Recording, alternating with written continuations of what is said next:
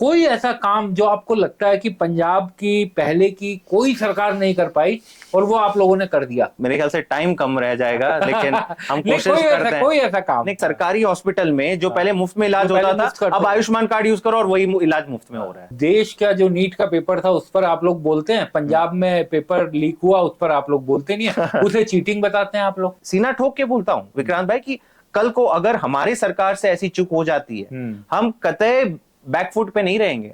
We will be the first to fire our own minister. आपको लगता है कि केवल अरविंद केजरीवाल G20 के पीछे पड़े हैं? ट्रंप ने पता नहीं मोदी के ऊपर क्या जादू या क्या दबाव डाल रखा है कि जो ट्रंप बोलता है कि भाई रशिया से ऑयल मत लो, लेकिन हाँ जी नहीं लेते हैं। अच्छा, वहां पे इथेनॉल इतना बनता है, इतना वहां पे मेज की बहुत ज्यादा प्रोड्यूस है। बिल्कुल। बाकी सारी पार्टियों के भी क्या इंटरेस्ट है कि कहते हैं कि सबने अपनी अपनी इथेनॉल की डिस्टिलरी लगा रखी है। मुझे ये सारी चीजें नहीं पता। कोई ऐसा काम की जो उस किताब में लिखा हो लेकिन आप पंजाब में नहीं करवा पाए हो? कुछ भी आप आम आदमी पार्टी पे आरोप लगा दीजिए, ये आरोप नहीं लगा सकते कि हम अहंकारी पार्टी है। तो इतना पढ़ने लिखने के बाद कहीं भी आराम से विदेश में नौकरी होती, बढ़िया डॉलर्स में तनख्वाह होती, ये कहाँ आम आदमी पार्टी के चक्कर में फंस गए आप? आम आदमी पार्टी में जो कोई आया है वो अपना करियर छोड़ के आया है। तो जैस्मिन साहब ही चुनाव लड़ना चाहते हैं कभी? गवर्नेंस के थ्रू लोगों के जीवन में अच्छा प्रभाव डालना मेरे लिए वो सबसे ज्यादा इम्पोर्टेंट। जब 2007 से लेकर 17 तक अकाली और भाजपा की सरकार थी, पूरी ड्रग की समस्या मेन तो वहीं से शुरू हुई।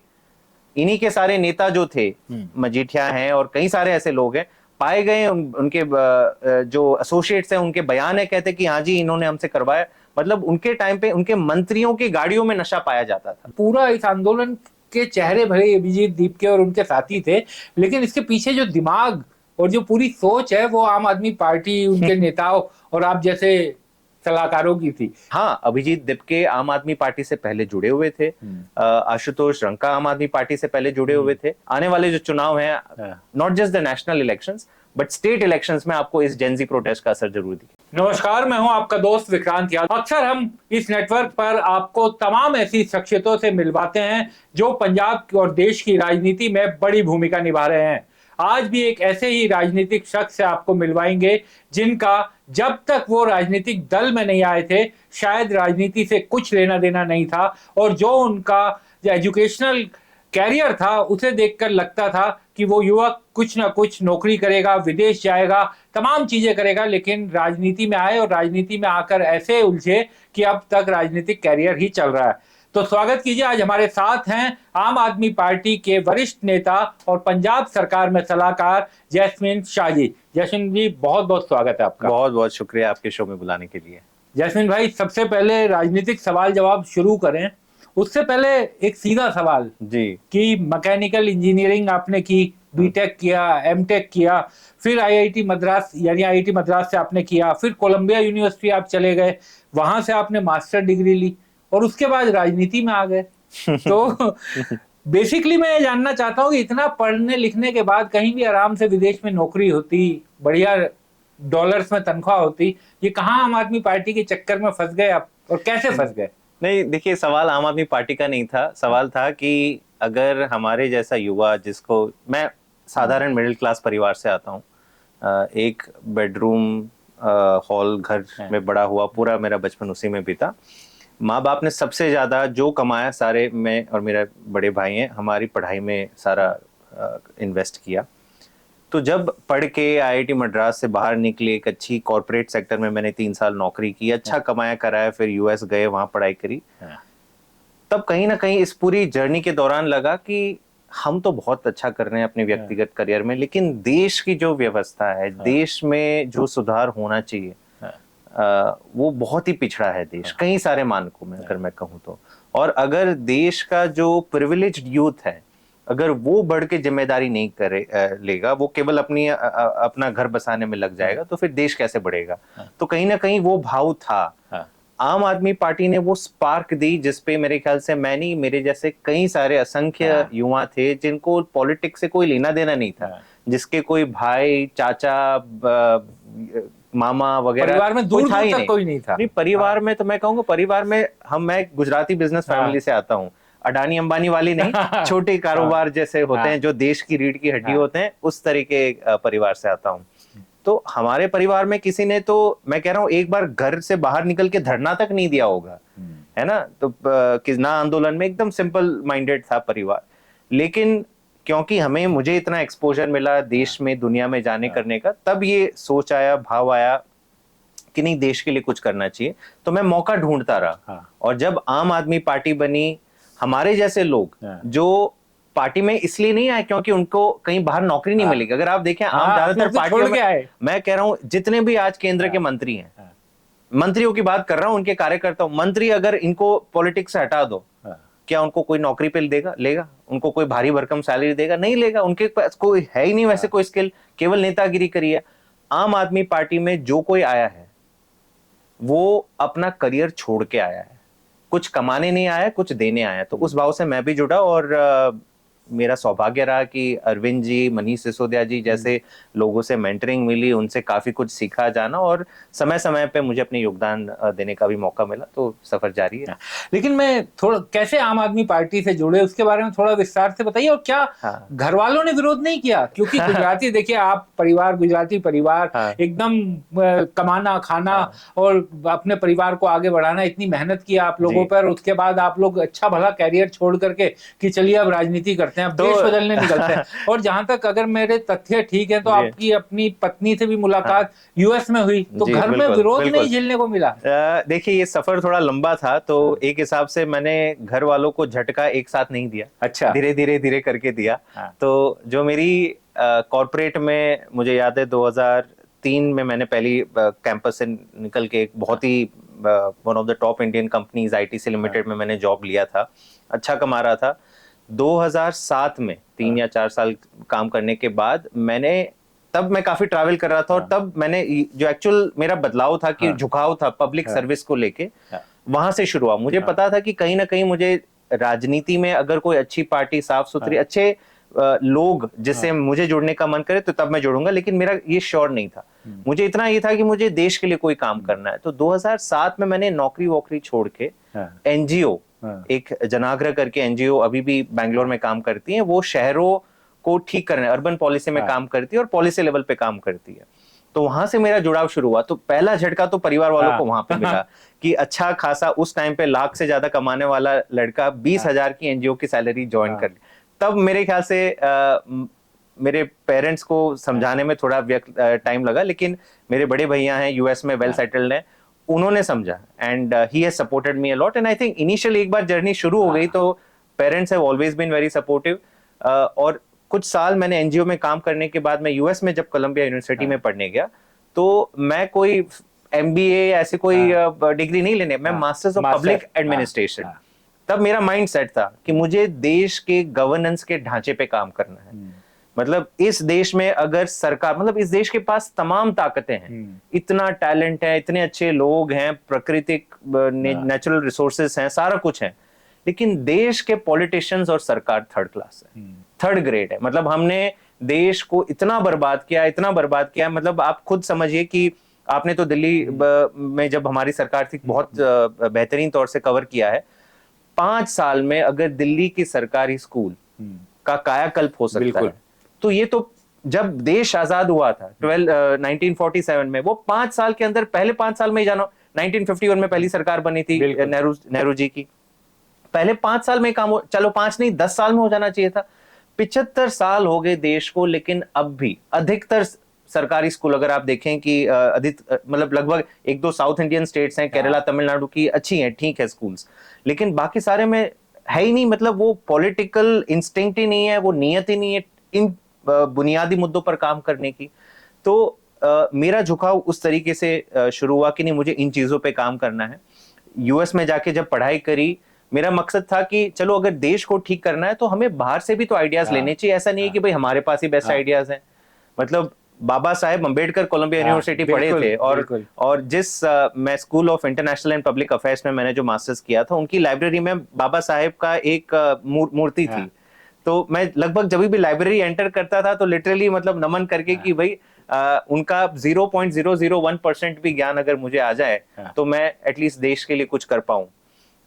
तो मैंने वहां पे पढ़ाई करी, और जैसे आपने सही कहा कि मेरी वाइफ से मुलाकात, वो भी इनफैक्ट पब्लिक पॉलिसी की डिग्री कर रही थी न्यूयॉर्क यूनिवर्सिटी में। तो हम दोनों मैनहट्टन में मिले, और दोनों का भाव एक था। वो भी अकम्प्लिश्ड आर्टिस्ट, प्रोफेशनल हैं, लेकिन वो भी चाहती हैं कि उनका इंटरेस्ट है कल्चरल पॉलिसी में और कई और इश्यूज हैं, जेंडर इक्विटी पे, वो जेंडर इश्यूज पे बहुत काम करती हैं।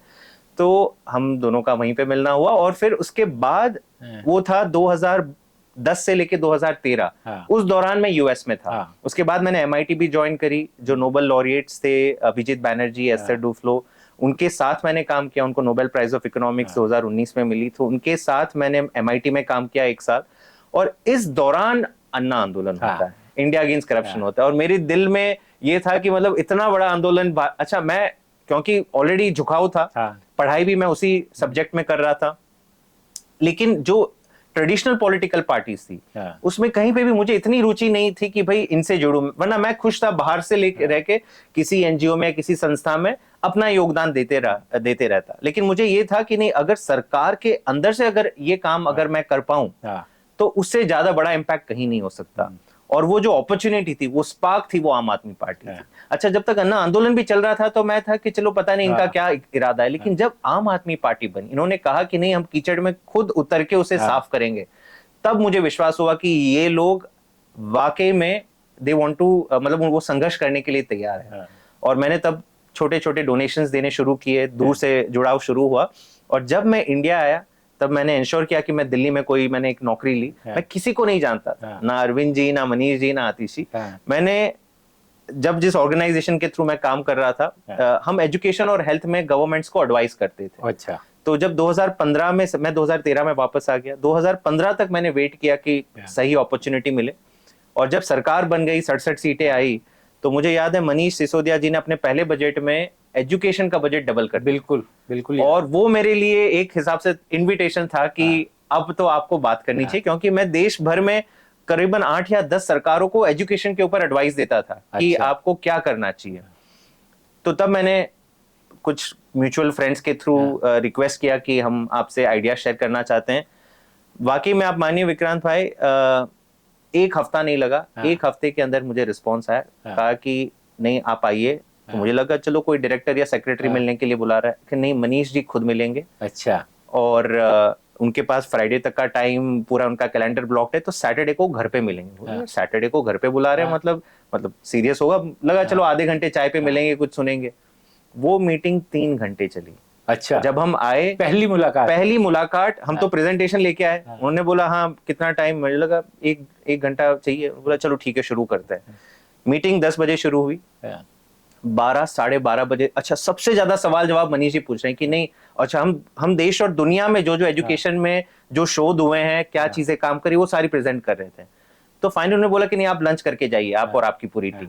तो 3 घंटों में मुझे साफ हो गया कि यार ये लोग, इन लोगों में जो जुनून है, education is an example, but in तमाम मुद्दों को, जिन मुद्दों को 1947 में एड्रेस किया जाना चाहिए था, वो है। और तब से मेरा जुड़ाव शुरू हुआ। मैंने इस्तीफा दिया मेरे जो भी ऑर्गेनाइजेशन में दिल्ली में काम करता था, और 2016 से as an adviser to deputy chief minister जुड़ाव शुरू हुआ, पार्टी के साथ आधिकारिक जुड़ाव शुरू हुआ, और बस तब से अब 10 साल का सफर जारी है। आपने अन्ना आंदोलन भी देखा, हालांकि चाहे बाहर से देखा, उस समय आप उसमें उस तरीके से नहीं जुड़े, लेकिन उस समय भी हजारों सैकड़ों युवा जुड़े थे। हम लोग रोज जंतर मंतर, रामलीला मैदान, जो 18 घंटे हम लोग वहां रहा करते थे।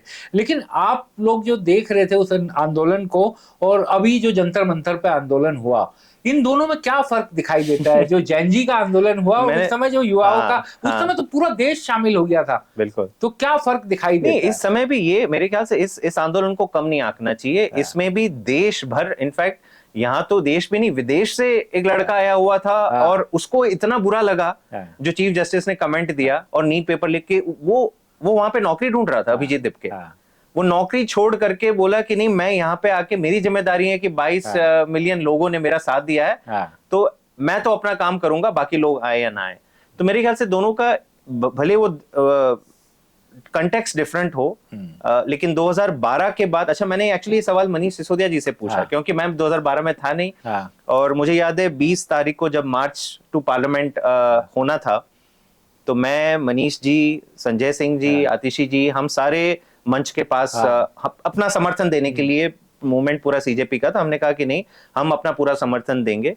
तो हम बैठे थे, और मैंने मनीष जी को बोला कि आज जो माहौल दिख रहा है, और 2012-13 में तो कैसा लग रहा है आपको, इसमें से क्या अंतर है? सेट कि नहीं, मुझे तो उस दिन के बाद मुझे लगा कि मेरे जीवन में मुझे वो फीलिंग नहीं आएगी, लेकिन आज वो लग रहा है कि, और लेकिन डिफरेंस वहां पे था कि at that time cross section of लोग, not just youth, middle age, सारे लोग एक साथ इकट्ठे हुए। बिल्कुल। इसमें जो युवा जागा है, और मेरे ख्याल से सबसे ज्यादा होप इससे केवल युवाओं को नहीं, पूरे देश को, मतलब मैं आई एम इन 40s, लेकिन मुझे कई बार ये लगता है कि जिस हिसाब से इस देश में डेमोक्रेसी, फ्रीडम ऑफ स्पीच दबाने की कोशिश करी जा रही है, हम तो चलो हमने अपना संघर्ष किया, लेकिन आने वाली जनरेशन के लिए तो शायद वो भी नहीं रहेगा।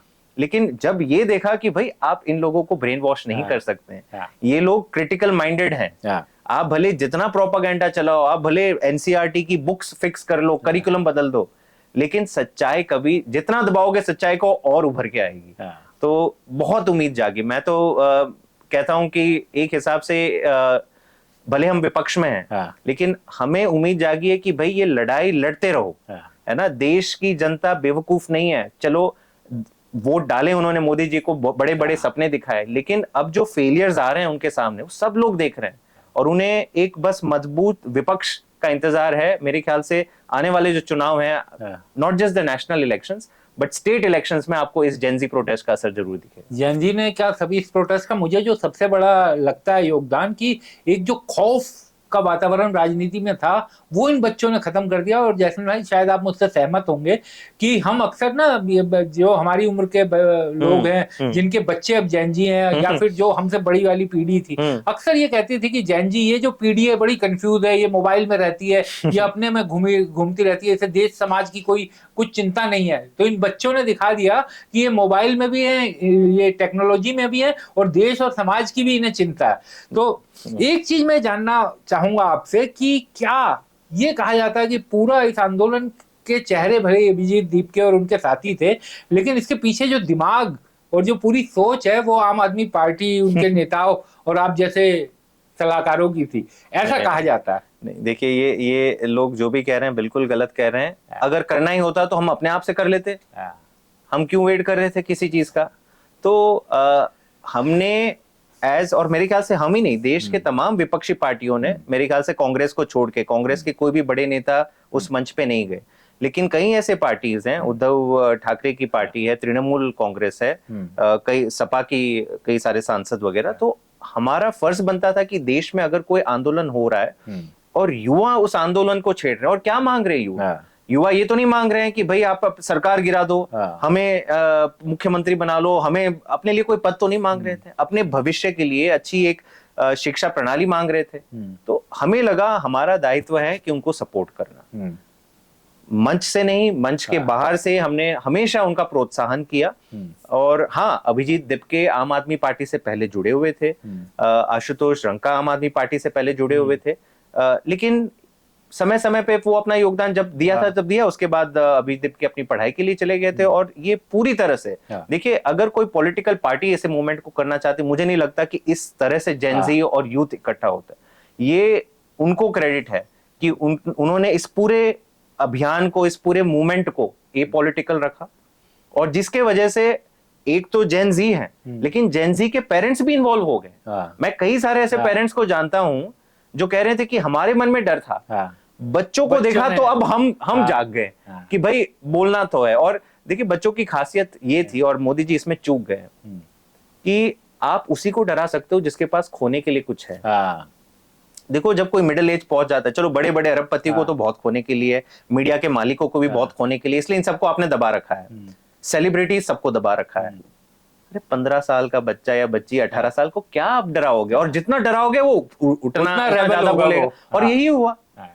जेनजी प्रोटेस्ट चल रहा था, अपने पेस पे चल रहा था। पहला स्पार्क था, सोनम वांगचुक को उठाया उन्होंने, वहां से गुस्सा आया कि आप ये कैसे कर सकते हो। और दूसरा, जिस दिन लाठियां और टीयर गैस वगैरह पड़े, तो मेरे ख्याल से जेनजी को आप संवाद उनसे करिए, उनको आप बोलोगे कि नहीं बच्चों आप गुमराह हो गए हो, आप ये हो गए, तो मेरे ख्याल से जेनजी और भड़केगा और इसका परिणाम भुगत रही है। लेकिन बीजेपी और तमाम आपके राजनीतिक विपक्षी आरोप लगा रहे हैं कि आप केवल देश का जो नीट का पेपर था उस पर आप लोग बोलते हैं, पंजाब में पेपर लीक हुआ उस पर आप लोग बोलते नहीं है, उसे चीटिंग बताते हैं आप लोग। आप मुझे बताइए, चीटिंग, पहले एक चीज बता दीजिए, चीटिंग और पेपर लीक दोनों में अंतर है? दोनों अलग चीज है है ना। चीटिंग क्या होती है? चीटिंग ये होती है कि पेपर कहीं लीक नहीं हुआ, लेकिन एग्जाम सेंटर के अंदर एग्जामिनेशन शुरू होने के बाद कुछ बच्चे नकल करते हुए पाए गए, इसको चीटिंग कहते हैं। अब भाजपा को लगता है कि जो भाजपा के तो सारे सपोर्टर्स अंधभक्त हैं, उनको लगता है कि देश की जनता भी अंधभक्त है, तो इसलिए केवल भाजपा और उनकी गोदी मीडिया कह रहे हैं कि नहीं पेपर लीक हो गया, पेपर लीक हो गया। बिल्कुल नहीं हुआ। फार्मेसी कुछ 400 साढ़े 400 पदे थी फार्मासिस्ट की, 26 सेंटरों में उसकी एग्जामिनेशन चल रही थी, कोई पेपर लीक नहीं हुआ। इन 26 में से 2 सेंटर्स में जब एग्जामिनेशन शुरू होता है 11 बजे, 2 सेंटर में कुछ युवा तैयारी करके आए थे, ब्लूटूथ पेन लेके आए थे और वहां से वायरिंग करके सेंटर के बाहर उनके कुछ साथी थे जो उनको हेल्प कर रहे थे, वो नकल कर रहे थे। और हमारी ये देखिए अलर्टनेस पंजाब पुलिस की, 11:15 को पुलिस डायरी में दर्ज है कि ये पूरा जो थी नकल पकड़ी गई। क्या एग्जाम रद्द हुई? एग्जाम नहीं रद्द हुई। जो बच्चे पाए करे, मेरे ख्याल से 15-20 बच्चे जो पाए गए, उन सबको अरेस्ट कर दिया, यानी 11 बजे एग्जाम का टाइम था, 11:15 बजे पकड़ भी लिया लिए गए। और किसी को ऐसा नहीं है कि भाई एग्जाम रद्द हुई, कुछ लोगों को आत्महत्या करनी पड़ी, मेंटल से कुछ नहीं हुआ। चीटिंग हुई, अलर्ट थी सरकार, प्रशासन अलर्ट था, पकड़ा गया और उनको जेल भी हो गई। तो इससे बेटर और क्या सरकार कर सकती थी? तो मेरे ख्याल से इन लोगों को लगता है कि भाई कीचड़ उछलने से, अगर आपके मन में चोर नहीं होता तो आप एग्जामिनेशन पेपर लीक ना हो, फिर से वो प्रणाली पे बात करते युवाओं से, अपनी गलती एक्सेप्ट करते। एक तो आपने गलती एक्सेप्ट नहीं की, जब तक दबाव नहीं आया तब आपको लगा कि नहीं अब तो पॉलिटिकल हमें लॉस हो रहा है, और धर्मेंद्र प्रधान को हटा तो दिया। अगले दिन क्या नजारा देखा हमने? आते हैं धर्मेंद्र प्रधान पार्लियामेंट में, जय जय जय जयकार हो रही है। तो मतलब आप अभी भी ये लेसन नहीं समझे हो कि देश का युवा अकाउंटेबिलिटी चाहता है। और मैं ये सीना ठोक के बोलता हूं विक्रांत भाई कि कल को अगर हमारी सरकार से ऐसी चूक हो जाती है, हम कतई बैकफुट पे नहीं रहेंगे। We will be the first to fire our own minister. हमारी इकलौती सरकार है, हमारे ट्रांसपोर्ट मिनिस्टर ने कुछ गड़बड़ी करी, हमने तुरंत हमने सरकार ने एफआईआर किया, किसी कोर्ट ने नहीं, हमने एफआईआर कराया, उसे अरेस्ट करवाया। उससे पहले भी आपको याद होगा जब सरकार बनी थी 2022 में, पंजाब में health minister with in the first 1 और 2 मंथ सुओ मोटो। तो ये हमारा वैल्यू सिस्टम है कि हम किसी को भी नहीं बख्शेंगे। हमारे लोगों को तो लास्ट, मतलब उनके ऊपर सबसे ज्यादा निगरानी हम रखते हैं। तो ये बिल्कुल बेबुनियाद है और मेरे ख्याल से देश की जनता समझदार है। अब आपके नेता अरविंद केजरीवाल जी E20 के पीछे पड़ गए हैं। उन्होंने अब तो अपील कर दी कि गाड़ियां ही खरीदना बंद कर दो, पेट्रोल और डीजल की। सरकार आप लोगों की गाड़ियां खराब कर देगी। आपको लगता है कि केवल अरविंद केजरीवाल जी E20 के पीछे पड़े हैं? मतलब देश में 30 करोड़ व्हीकल ओनर्स हैं जिनकी गाड़ियां 2023 के पहले बनी हुई थी, मैन्युफैक्चर्ड थी। 30 करोड़ लोग जिन्होंने अपनी आपको पता है कि एक मिडिल क्लास परिवार के लिए गाड़ी क्या बड़ी चीज होती है, मतलब परिवार का सदस्य होती है। और कितने सालों साल आप अपना इन्वेस्टमेंट करके, सेविंग करके फिर एक बड़ी सी गाड़ी लेते हो, वो बड़ा दिन होता है परिवार के लिए। मुझे पता है मेरे परिवार में सबसे पहले मारुति ऑल्टो आई थी, तो कितनी बड़ी चीज हो गई थी उस दिन। बिल्कुल। तो आप सडनली पता चलता है 4 साल हुए नहीं गाड़ी को, और उसमें आपने एक मिलावटी कुछ पेट्रोल डाल दिया और उसके चलते गाड़ी नहीं चल रही है, माइलेज ड्रॉप हो रही है 20%, 30%, ये सारा माइलेज। तो इतना बड़ा मुद्दा हो जाता है। और फिर इसके पीछे अरविंद केजरीवाल जी ने तहकीकात करी, मुद्दा जनता का था। उन्होंने जब तहकीकात करी तो बहुत ही इंटरेस्टिंग चीजें निकल के आई कि ऐसा दूषित पेट्रोल, मैं कहूंगा E20 is a polluted, is a adulterated petrol, क्यों थोपा जा रहा है जब क्लियर है कि भाई इससे मिलावट है, इससे माइलेज ड्रॉप हो रही है और व्हीकल का इंजन खराब हो रहा है। तब पता चलता है कि अमेरिका इथेनॉल भारत के ऊपर थोप रहा है। भारत 3 साल पहले केवल 500 मिलियन लीटर इथेनॉल इंपोर्ट करता था। पिछले साल 2 साल के अंदर मतलब 1 बिलियन लीटर्स डबल हो गया है। और ये सारा का सारा 99% इंपोर्ट यूएस से आ रहा है।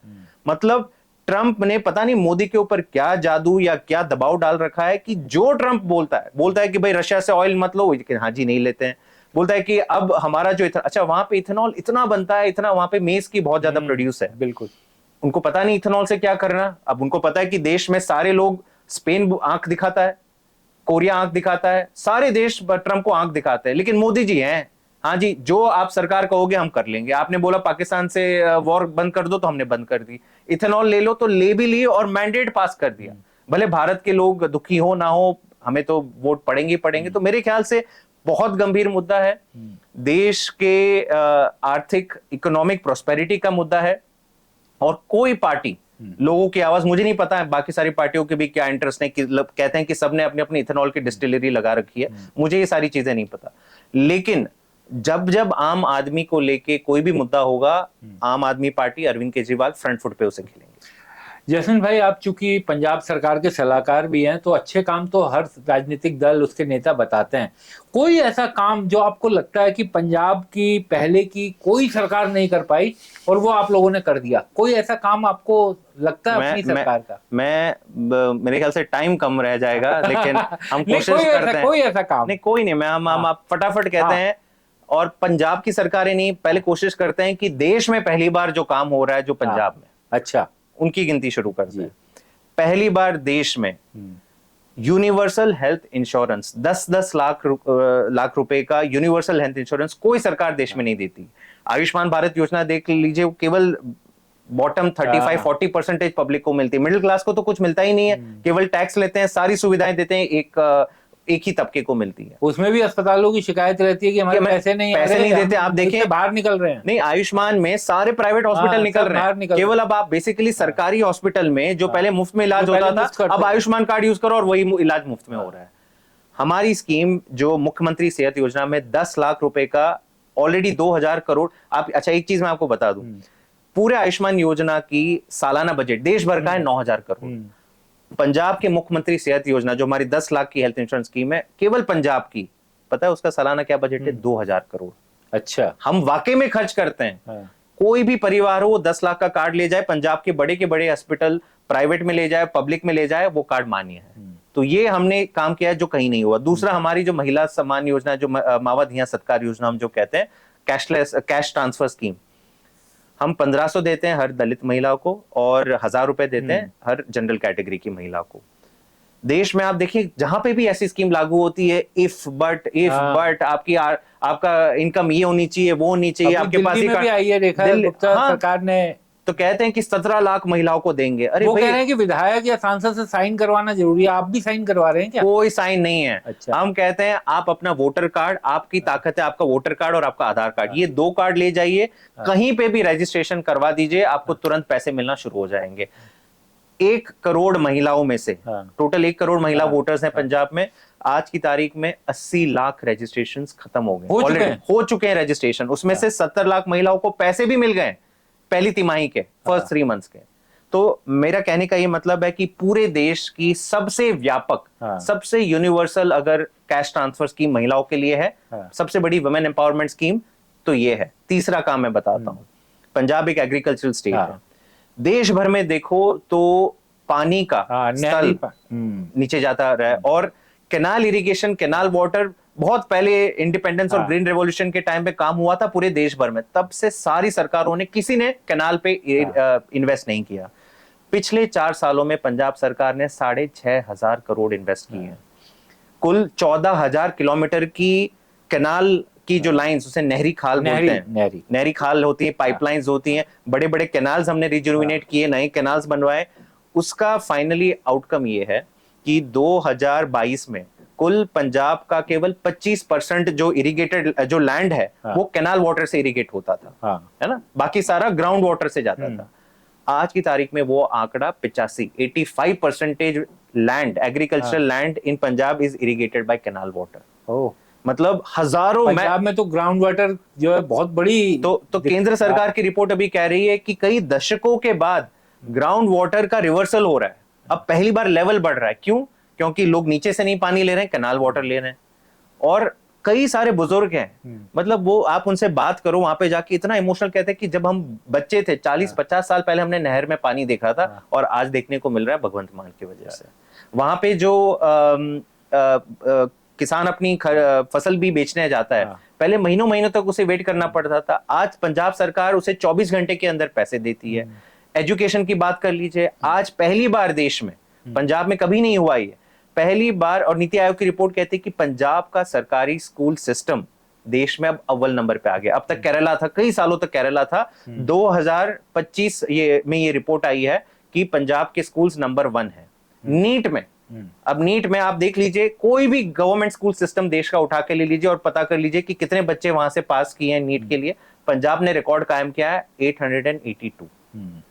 हेल्थ केयर का मैंने आपको गिना लिया, एजुकेशन का गिना लिया, मैंने आपको एग्रीकल्चर का कह दिया, मैं आपको अब इन्वेस्टमेंट क्लाइमेट की बात कर देता हूं। पंजाब में हर साल का एवरेज रिकॉर्ड, हमारे पिछले 5 साल का अगर रिकॉर्ड उठा के देख लीजिए कि औसतन 30-35 हजार करोड़ का इन्वेस्टमेंट होता था। पिछले साल आपको पता है कितना इन्वेस्टमेंट हुआ है पंजाब में? 60,000 करोड़। डबल हो गया है द रेट ऑफ इन्वेस्टमेंट। ये साल का हमारा टारगेट है 75,000, 75,000 करोड़। तो जिस लेवल की नौकरियां सरकार तो दे ही रही है, लेकिन प्राइवेट नौकरियां खड़ी हो रही है। आप एक्चुअली रिवर्स माइग्रेशन देख रहे थे कि पंजाब के बहुत गहरे इश्यूज थे। मुझे लग रहा है कि 40-50 साल से पंजाब में गवर्नेंस खत्म थी, सरकारें थी, गवर्नेंस जीरो हो गई थी। और एक साथ ये बदलाव आज पंजाब को देखने को मिल रहा है। युवा रिवर्स माइग्रेट कर रहा है। कुल 6 लाख प्राइवेट नौकरियां और 70,000 सरकारी नौकरियां पंजाब में आम आदमी पार्टी सरकार ने देने का काम किया है। तो मेरे ख्याल से ये बहुत लंबी चर्चा है। आपने अरविंद केजरीवाल की राजनीति को लेकर के बड़ी चर्चित किताब लिखी थी, द दिल्ली मॉडल। तो कोई ऐसा काम आपने, काम तो वो सब तो गिनवा दिए जो आप लोग ने किए या वहां पर हो रहे हैं, कोई ऐसा काम की जो उस किताब में लिखा हो लेकिन आप पंजाब में नहीं करवा पाए हो? अभी करना बाकी बचा हो? नहीं, कई सारे। देखिए, मैं कभी नहीं कहूंगा, कुछ भी आप आम आदमी पार्टी पे आरोप लगा दीजिए, ये आरोप नहीं लगा सकते कि हम अहंकारी पार्टी है। भाजपा की मेरे ख्याल से और कुछ हद तक कांग्रेस की भी लगता है कि उनको, कि उनका हक है राज करना, और उनका हक है, उनको लगता है कि सारा मतलब भारत विश्व गुरु बन गया। अगर आप उनकी भाषा शैली देखो कि भाई विश्व गुरु बन गया, तो हम कभी ये नहीं कहेंगे कि भाई परफेक्शन अचीव हो गया। बहुत सारे काम हुए हैं। पहली बार पंजाब को रियल गवर्नेंस देखने को मिली है। मेरे ख्याल से देखिए, मैंने, क्योंकि जब मैं दिल्ली सरकार में था तो हमने ट्रांसपोर्ट के सेक्टर में एक बहुत ही शानदार इलेक्ट्रिक व्हीकल पॉलिसी लाई थी। और एक हिसाब से आपने E20 की जब बात करी तो अरविंद जी ने भी बात करी कि इस दूषित पेट्रोल से तो बेटर है कि भाई आप इलेक्ट्रिक व्हीकल लीजिए, पोल्यूशन भी कम होगा। तो पंजाब में अब तक वो टेक ऑफ नहीं हो पाया है। वो फ्यूचरिस्टिक है। मेरे ख्याल से हमारा होपफुली जो अगला टर्म हमें जनता देगी उसमें कई सारे ऐसे काम करेंगे। और दूसरा मैं कहूंगा कि एक और हमारा जो एक सोच थी कि अर्बन डेवलपमेंट कैसे होना चाहिए, शहरों का चेहरा कैसे होना चाहिए, साफ सफाई हो जाए, बेसिक सर्विसेज हो जाए। तो क्योंकि बैकलॉग इतना था पंजाब में, मैं आपको कह दूं कि जिस दिन से हमने पंजाब में सरकार आई थी और कई शहरों में भी हमारी कॉर्पोरेशंस में सरकार है, वहां पे कभी भी कूड़े की समस्या पे कोई प्लान, कोई सिस्टम कभी नहीं बना। ये देश की बड़ी समस्या, ये देश की समस्या। और ये हमारा विचार है कि देखिए, भारत की जो शहर है वो एक हिसाब से आपके फ्यूचर का इमेज है कि अगर, क्योंकि पब्लिक वहां एस्पिरेशंस हैं, जॉब्स वहां पे है, और अगर आप शहरों को इतना गंदा, टूटी सड़कें, पानी नहीं है, प्रदूषित करके रखोगे तो मेरे ख्याल से भारत का फ्यूचर थोड़ा डिम लगेगा। तो इस दिशा में हमने काम करना शुरू किया है। मुझे लग रहा है कि और कुछ साल लगेंगे। जितना बड़ा गवर्नेंस का वैक्यूम रहा है पंजाब में, 5 साल में हमने बड़ी मेहनत करी। जैसे मैंने कहा, कई सारे काम हुए हैं, लेकिन और 5 सालों में मेरे ख्याल से पंजाब वाकई में देश का, not just in some respects, मैंने आपको 5-6 तर्क दिए हैं, लेकिन in multiple aspects I think Punjab has the potential to become number 1 state in the country. एक विपक्ष जो बड़ा आरोप लगाता है ना, वो ये लगाता है कि आम आदमी पार्टी जो है मार्केटिंग की बहुत बड़ी उस्ताद है, वो मार्केटिंग बहुत अच्छी कर लेती है। ये विपक्ष का बड़ा आरोप है। और उनका ये कहना है कि नशा, बढ़ता हुआ कर्ज, युवाओं का पलायन, भले ही आप लोग रिवर्स माइग्रेशन की बात कर रहे हो, लेकिन उनका कहना है कि अभी भी युवाओं में विदेश को लेकर के उन्हें लगता है कि वहां उनका देखिए, अगर विपक्ष काम नहीं गिनवा पा रही है अपनी, तो उसको मार्केटिंग का एग्जाम्पल तो ना ही दे। हमने काम किया है, हम अपनी बात रखते हैं। आज आपने जो सवाल पूछे मैंने आपके सब जवाब दिए। अच्छा हुआ आपने ड्रग की समस्या का जिक्र किया, मैं अपने बातों में रखना भूल गया उसे। देखिए, यूथ वाला जो एलिमेंट था वो तो मैंने आपको साफ कर दिया कि एक्चुअल में, और कई सारे आंकड़े हैं कि कैसे जॉब्स के चलते लोग अपना परमानेंट रेसिडेंटशिप या फिर सिटीजनशिप रिवर्स करके वापस पंजाब में आ रहे हैं। ड्रग्स की जो समस्या है निश्चित तौर पे पंजाब की सबसे बड़ी समस्या, इसमें कोई दो राय नहीं है। और मेरे ख्याल से ड्रग्स की समस्या का जो ओरिजिन हुआ है वो भाजपा और अकाली। भाजपा अगर आके कहती है आज पंजाब को कि हम आपको अच्छा भविष्य देंगे, आप किस मुंह से कहते हो ये बात? 10 साल जब 2007 से लेकर 17 तक अकाली और भाजपा की सरकार थी, पूरी ड्रग की समस्या मेन तो वहीं से शुरू हुई। इन्हीं के सारे नेता जो थे, मजीठिया हैं और कई सारे ऐसे लोग हैं, पाए गए। उनके जो एसोसिएट्स हैं उनके बयान है, कहते कि हाँ जी इन्होंने हमसे करवाया। मतलब उनके टाइम पे उनके मंत्रियों की गाड़ियों में नशा पाया जाता था। अब नशे के को लेके हमारी सरकार ने एक व्यापक मुहिम, युद्ध नशा विरुद्ध, पिछले साल कई सारे सालों से काम चल रहा था, लेकिन लास्ट ईयर हमने बोला कि अब एक बहुत ही अप स्केल में, जिसमें हम पूरे कम्युनिटी को, देखो ये केवल पुलिस का काम नहीं है, ये एक सोसाइटल इशू है।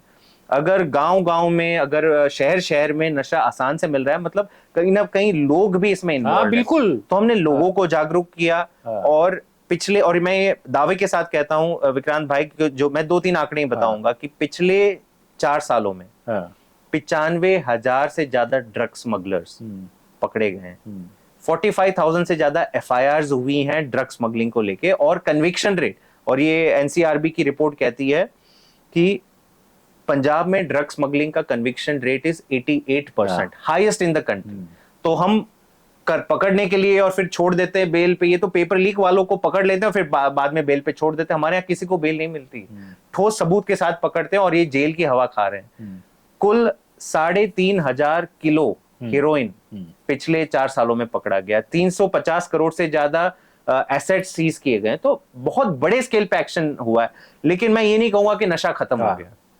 मैं फिर से ये कहूंगा कि जिस स्केल की ये समस्या है, पहली बार लोगों को विश्वास, ये मैं दावे के साथ कह सकता हूं कि पंजाब के लोगों से जब आप बात करो तो पहली बार कहेंगे कि नहीं जी, एक पहली बार अब हमें मुख्यमंत्री मिला जो सीरियस है, जो काम कर रहा है। और हमें विश्वास है कि चलिए 5 साल में एटलीस्ट कर्व जो बढ़ रहा था नशे का, वो अब कम होना शुरू हुआ है।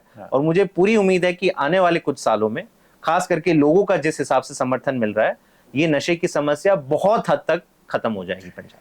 एक राष्ट्रीय मुद्दा जो आजकल बड़ा चल रहा है, डीलिमिटेशन और वन नेशन वन इलेक्शन, इसको लेकर के आम आदमी पार्टी क्या सोचती है? क्या लोकतंत्र मजबूत होगा या संघीय ढांचे पर प्रहार होगा, सीटें बढ़ जाएंगी लोकसभा की? तो क्या लगता है आम आदमी? देखिए, पहले तो मेरे ख्याल से ये दोनों इश्यूज को कभी मिक्स नहीं करना चाहिए, है ना।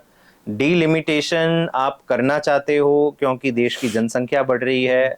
1947 में जितनी सीट्स थी पार्लियामेंट में, तब जो रिप्रेजेंटेशन का रेशियो था कि कितने लाख लोगों पे एक सीट होनी चाहिए, अब ऑब्वियसली वो बढ़ गया है। तो मेरी जो राय है कि delimitation is a good idea, but आप स्टेट्स के हितों को उसको रौंद के नहीं कर सकते, राइट।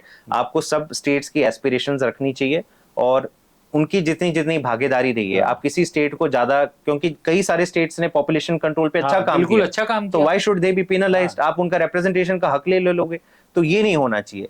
अब बात करते हैं वन नेशन वन इलेक्शन की। पूरी तरह से एक हिसाब से भारत पे प्रेसिडेंशियल सिस्टम थोपने का ये इरादा है। भारत की जो मूल कॉन्स्टिट्यूशनल प्रिंसिपल है वो है पार्लियामेंट्री डेमोक्रेसी। पार्लियामेंट्री डेमोक्रेसी क्या कहती है कि throughout the 5 years the government will remain accountable to the people through the parliament। अगर वहां पे आपकी बहुमत चली जाती है तो सरकार अगले दिन गिर जाएगी। बिल्कुल। तो जब आप वन नेशन वन इलेक्शन कहते हो कि नहीं 5 साल में मैं एक बार चुनाव करूंगा, तो मतलब खत्म हो गई आपकी कोई भी अकाउंटेबिलिटी। ये तो बिल्कुल गलत है। दूसरी बात, 3 या 4 जो हमारे लोकल इलेक्शंस होते हैं, फिर स्टेट होते हैं, उससे सरकार चेक में रहती है। ये कहना कि नहीं जी इससे डिसरप्ट हो जाता है, ये सारी बेकार की बातें हैं। मैं सरकार में 10 साल से, दिल्ली सरकार और अब पंजाब सरकार के साथ भी एडवाइस कर रहा हूं, ऐसी कोई बात नहीं है। अगर सरकार की नीयत ठीक हो तो वो काम चलता रहता है, काम पे कोई इफेक्ट नहीं होता है। जैस्मिन भाई, ये कहा जा रहा है कि आम आदमी पार्टी के 2 लोकसभा सांसद राजकुमार चब्बेवाल साहब और मीत हायर साहब को विधानसभा भी लड़वाया जा सकता है। ऐसी कुछ चर्चा चल रही है क्या पार्टी में? मैं इसकी जानकारी मुझे नहीं है, लेकिन देखिए पार्टी का डिसीजन है। एट द राइट टाइम जब चुनाव पास में आएंगे तो पार्टी डिसाइड करेगी। बट मुझे कोई ऐसी जानकारी, क्योंकि राज्यसभा के आपके वैसे ही सांसद चले गए बीजेपी के साथ, अब आप लोकसभा के भी अगर चुनाव लड़ा देंगे तो हाउस में तो नहीं, ऐसी कोई बात नहीं है। जनता, जो हमारे सांसद कहीं चलो जहां पे भी चले गए, जनता को बखूबी याद है कि किसने दगा दिया है उनको और कौन मजबूती से ग्राउंड पे काम कर रहा है। तो अगर कोई लोकसभा MP लड़ भी लेता है तो जनता है मालिक, जनता चुनाव जिता देगी। लोकसभा भी फिर से एक बार जिताया, बार-बार जिताएगी। चलिए कुछ सवाल रैपिड फायर लेते हैं, चलिए। कोशिश करते हैं जल्दी सवाल हो जल्दी जवाब। आप आईआईटीएन भी रहे, लेखक भी रहे, रणनीतिकार भी रहे, नेता भी रहे, चारों में से खुद को क्या देखना पसंद करते हैं? कौन सा रोल अपना अच्छा लगता है? मेरे ख्याल से पेट्रियट। हम्म, मुझे सबसे ये सारी एक भावना है कि मुझे देश के लिए कुछ करना है, बस वही भाव से जब जब ऊपर वाला जो काम कराता है, कभी लिख देते हैं, कभी गवर्नेंस पॉलिसी एडवाइजर बन जाते हैं, कभी पॉलिटिक्स करनी पड़ती है, वो भी कर लेते हैं। आपने पॉलिसी मेकिंग का भी काम किया, फिर आप राजनीति में भी आए, तो कई बार आदमी को काम करने के बाद पता चलता है कि नहीं यार वो पहले वाला काम बढ़िया था। तो अगर जीवन में कभी मौका मिले तो इन दोनों में से क्या चुनेंगे?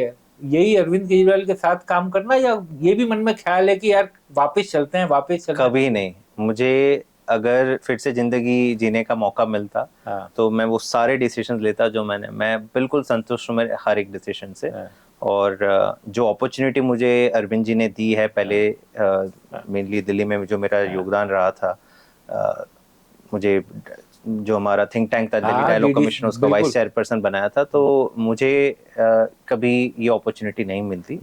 और आम आदमी पार्टी से मैं जिस तरीके से मैं कंट्रीब्यूट कर पा रहा हूँ, तो I have no regrets at all. हालांकि एलजी साहब ने आपको हटा दिया था और आप वो सब काम शायद नहीं कर पाए थे जो करना चाहते थे, वो फिर नहीं, वो कभी तो चलिए एक साल, हाँ वो एक साल रहा था, वो प्योर पॉलिटिक्स में आ गया था मामला। नहीं, एलजी साहब ने एक्चुअली हटा नहीं दिया था, एलजी साहब ने दफ्तर बंद करा दिया हाँ, था। दफ्तर बंद करा और दिया था। एलजी साहब इस भ्रम में थे कि ये लोग दफ्तर से हटा देंगे तो ये काम करना बंद कर देंगे, तो मैं तो घर बैठ के हाँ, फिर घर मैंने से। काम कर दिया जितना करना था। जैसे विपक्ष की राय, यानी आम आदमी पार्टी से अलग दूसरी पार्टी में आपके खिलाफ जो पार्टियां हैं, उनमें से कौन ऐसा नेता है जो आपको पसंद आता है कि हाँ ये ठीक नेता है?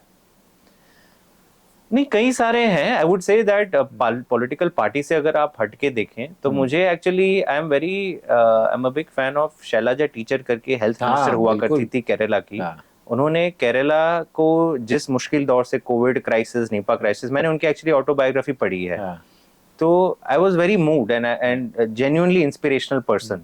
सिमिलरली आप देखेंगे many states there are example, but खास करके मुझे फर्स्ट नेम जो याद आ रहा है कि केरला में Shailaja teacher is one of the people I feel बहुत ही रेयर पर्सनैलिटी है कि जो उस भावना से और उस ऐसा काम कर जाती है बहुत ही शॉर्ट टाइम पे। आपकी वाइफ भी बड़ी आर्टिस्ट हैं, तो पत्नी के साथ किस बात पर ज्यादा लड़ाई होती है?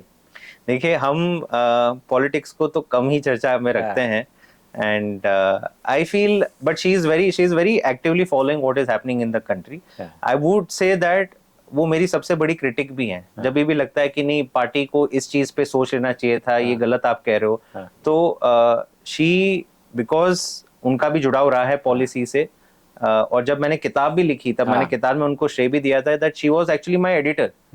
जितने भी मैंने प्रूफ्स लिखते थे, ड्राफ्ट लिखे थे, she is a writer also, वो भी अपना लेख लिखती हैं। तो हमारी जो जोड़ी है, लेकिन भगवान की झगड़ा दया नहीं से, बताया आपने कि झगड़ा किस बात पे होता है? नहीं झगड़ा ऐसे झगड़े नहीं होते। झगड़ा नहीं इस होता। बात पे जरूर होता है कि आप बहुत ज्यादा समय दे रहे हो बाहर, वो तो हर घर की होती है, बट आई आपके काम अंडरस्टैंड। से खुश है वो? नहीं, she is proud of me. उनके सपोर्ट देखिए, जिस दिशा में हम चले हैं ना, हमारे पीछे कोई बड़ा एम्पायर है ना, कुछ बड़े परिवार है ना, कुछ है। तो अगर परिवार का सपोर्ट नहीं रहा तो इम्पॉसिबल है कि आप इस लाइन पे, और खास करके मोदी जी के राज में अगर विपक्ष, और ऐसा विपक्ष जो हमेशा चुभता है बीजेपी को, अगर आप देखें किसी भी पॉलिटिकल पार्टी के पीछे ED, CBI, income tax, LG, मैं कहता हूँ एलजी एक सीबीआई की जैसा ही आ गया था कि हर चीज पे आप इन्वेस्टिगेशन करा रहे थे, तो कोई और पार्टी नहीं झेल पाती, आम आदमी पार्टी झेल पाई। और ये इसका बड़ा योगदान, और मैं केवल अपने बारे में नहीं कह रहा हूँ, तमाम नेता हमारे परिवार है। पॉलिटिक्स में आने वाला हर आदमी ये सोचता है कि यार कभी चुनावी राजनीति भी की जाए, तो जैस्मिन शाह भी चुनाव लड़ना चाहते हैं कभी? जैस्मिन शाह केवल और केवल अपने देश को आगे बढ़ाने के लिए जितना योगदान मैं दे पाऊं उतना देना चाहता हूं, और मुझे खुशी इस बात की है कि मेरी योग्यता देखे मुझे जब जब जो जिम्मेदारी दी गई है मैं उससे संतुष्ट हूं। कल को अगर पार्टी कहेगी कि नहीं हमें लगता है आपको लड़ना चाहिए, मैं कभी टिकट नहीं मांगता, ना ही मेरा वो इंटरेस्ट रहा है। लेकिन ये जरूर है कि गवर्नमेंट से, गवर्नेंस के थ्रू लोगों के जीवन में अच्छा प्रभाव डालना मेरे लिए वो सबसे ज्यादा इंपॉर्टेंट है। बहुत बहुत शुक्रिया जैस्मिन भाई, आप यहाँ पर आए और तमाम सवालों का आपने बिल्कुल बेखौफ अंदाज में जो जवाब दिया बहुत बहुत शुक्रिया। यानी आपका और आपके शो का बहुत बहुत शुक्रिया। ऐसी बातें करते रहें, मिलते रहें, हमें भी लोगों तक हमारी बात पहुंचाने का मौका मिलता है। तो बहुत बहुत शुक्रिया आप सभी का भी इसको देखने के लिए, और आपको इसी तरीके से समय समय पर अलग अलग शख्सियतों से मिलवाते रहेंगे। तब तक के लिए शुक्रिया।